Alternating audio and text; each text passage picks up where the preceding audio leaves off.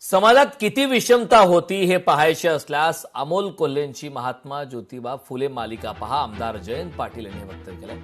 जत येथे पुरस्कार वितरण सोहळ्यात जनतेला आवाहन केलंय.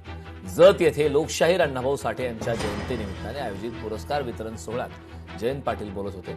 अगदी काही दिवस शाळा शिकलेल्या लोकशाहीर अण्णाभाऊ साठे यांचे साहित्य 27 भाषांमध्ये भाषांतरित होते. म्हणजे त्या साहित्याची उंची काय असेल हा विचार आपण केला पाहिजे. त्यांच्या योगदानाला वंदन म्हणूनच आम्ही उरून ईश्वरपूर शहरात त्यांचा पुतळा उभारत आहोत.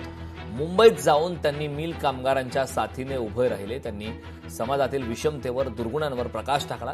त्यांना भारतरत्न पुरस्कार मिळावा यासाठी अनेकांनी पाठिंबा दिलेला आहे. समाजात विषमता किती पूर्वी होती हे जर बघायचं असेल तर माझी तुम्हाला विनंती आहे की युट्यूबवर जावा आणि डॉक्टर अमोल कोल्हेंचा सावित्रीदेवी फुले आणि महात्मा ज्योतिबा फुले यांच्यावरचे एक एपिसोड बघा. पूर्वी महिलांना शिक्षण किती अशक्य होतं, विषमता, जातीय व्यवस्था या सगळ्यांच्यावर त्या अमोल कोल्हेंच्या सिरियलने फार प्रकाश टाकलेला.